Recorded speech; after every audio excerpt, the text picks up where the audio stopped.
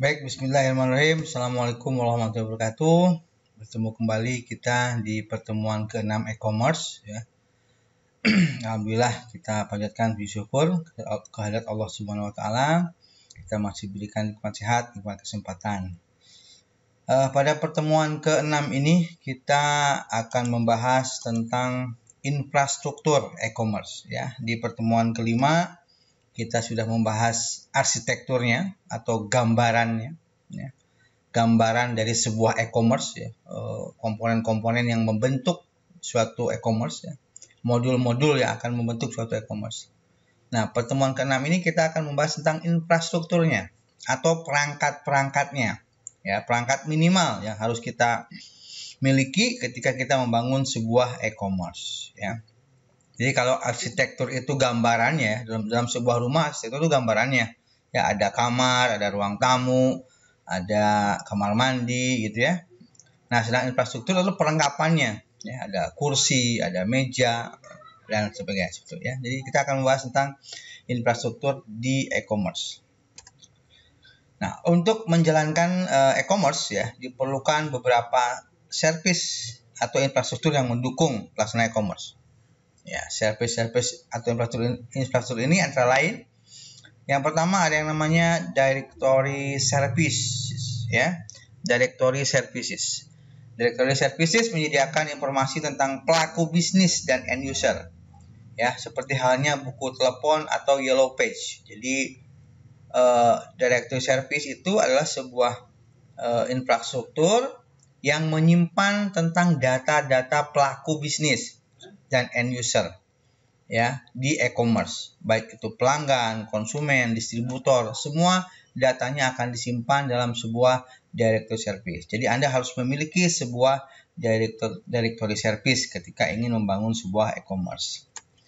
Yang kedua, ada yang namanya infrastruktur kunci publik atau public key infrastructure ya. Untuk menjalankan e-commerce dibutuhkan tingkat keamanan yang tinggi. Sama seperti yang kita bahas di pertemuan kelima bahwa ada secure ya, ada keamanan di e-commerce. Nah, salah satu cara untuk meningkatkan keamanan adalah dengan menggunakan teknologi kriptografi, yaitu antara lain dengan menggunakan enkripsi untuk mengacak data. Nah, salah satu metode yang mulai umum digunakan adalah pengamanan informasi dengan menggunakan public key system. Ya, sistem lain yang bisa digunakan adalah private key system. Jadi ada yang public, ada yang private. Itu bisa dibeli, bisa dibuat. Ya, infrastruktur yang dibentuk oleh sistem public ini disebut dengan public key infrastructure atau PKI, ya, atau diterjemahkan dalam bahasa Indonesia menjadi infrastruktur kunci publik, di mana kunci publik dapat dikelola untuk pengguna yang tersebar di seluruh dunia. Nah, jadi harus memiliki public key infrastructure, ya. Nah, silahkan Anda cari di mana bisa mendapatkan public key infrastructure. Lalu yang ketiga, ya, Anda harus memiliki Certification Authority atau CA, ya, merupakan sebuah body atau entity yang memberikan dan mengelola sertifikat digital yang dibutuhkan dalam transaksi elektronik.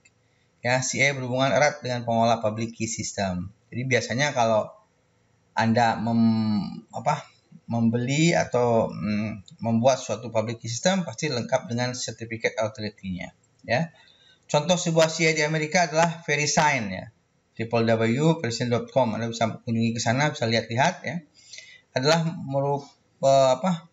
sebenarnya merugikan apabila perusahaan Indonesia menggunakan fasilitas VeriSign dalam transaksi e-commerce ya. Untuk itu di Indonesia harus ada sebuah CI ya. Sayangnya untuk menjalankan CI tidak mudah ya. Jadi sebenarnya di Indonesia belum ada yang mengeluarkan sertifikat seperti ini sehingga kita harus ke luar negeri ya. Salah satu contohnya kita meminta ke verisign.com ini ya, sertifikat authority. Jadi sertifikat yang menyatakan bahwa kita itu legal dalam melakukan bisnis e-commerce ya.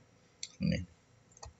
Lalu IP secure ya, IP yang aman ya. Keamanan media komunikasi merupakan hal yang penting ya. Mekanisme untuk mengamankan media informasi yang aman secure selain menggunakan SSL adalah dengan menggunakan IP secure. Ya, plain IP versi 4 yang umum digunakan saat ini tidak menjamin keamanan data. Makanya muncul IP versi 5. Ya, jadi Anda harus punya IP yang aman, IP yang secure dalam jaringan. Ya. Mungkin menggunakan SSL juga bisa. Nanti kita akan bahas SSL itu apa. Ya.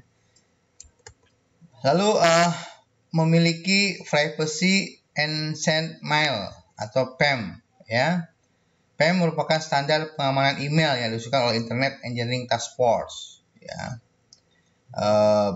Bisa juga berupa public key cryptography standar, ya. Nah, jadi sebetulnya privacy consent mail ini adalah untuk mengamankan email, ya, mengamankan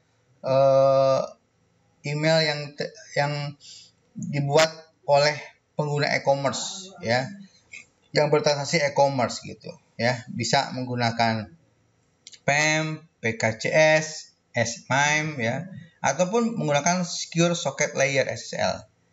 Ya, e-commerce banyak menggunakan teknologi internet. Teknologi yang digunakan adalah standar TCP/IP dengan menggunakan soket. Untuk meningkatkan keamanan informasi, keamanan layer soket perlu ditingkatkan dengan menggunakan teknologi kriptografi. Ya, Netscape mengusulkan pengamanan dengan menggunakan Secure Socket Layer SSL ini. Ya, nah kalau ingin lebih tahu tentang SSL ini, Anda bisa mengunjungi openssl.org. Ya, jadi intinya mengamankan email, ya, privacy inside email. Juga perlu ada dimiliki oleh pengelola e-commerce, ya. Nah, selain infrastruktur tadi, ya, lebih sederhananya, ya, untuk membuat sebuah e-commerce kita harus memiliki 3 perangkat ini minimal, ya, yaitu perangkat lunak, web dan web server, misalnya HTML, PHP, JavaScript, Apache sebagai web server dan lain sebagainya, ya. Jadi tentu saja harus ada perangkat lunaknya, ya, aplikasi lah. Aplikasinya bisa membeli, bisa menggunakan yang sudah ada atau membuat sendiri, ya. Bisa menggunakan HTML, PHP, JavaScript. Kalau web servernya bisa Apache, ya. Bisa yang lain sebagainya, ya. MySQL sebagai web server, ya. Bisa juga digunakan.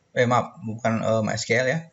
MySQL itu database-nya, tapi Apache, ya, Apache menggunakan web server.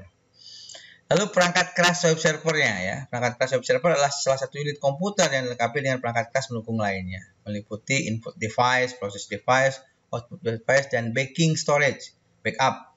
Ya, perangkat keras lainnya adalah network. Jadi kalau perangkat keras tentu servernya, ya, fisik servernya, ya, harus punya. Ya. Lalu ada web hosting, ya, salah satu bentuk layanan jasa penyewaan tempat internet yang memungkinkan seorang atau organisasi untuk menampilkan layanan jasa atau produk di situs internet, ya.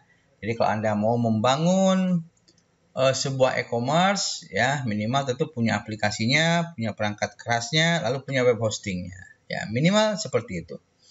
Setelah punya, baru dikembangkan dengan infrastruktur yang kita bahas sebelumnya dan juga arsitektur yang kita bahas sebelumnya, ya.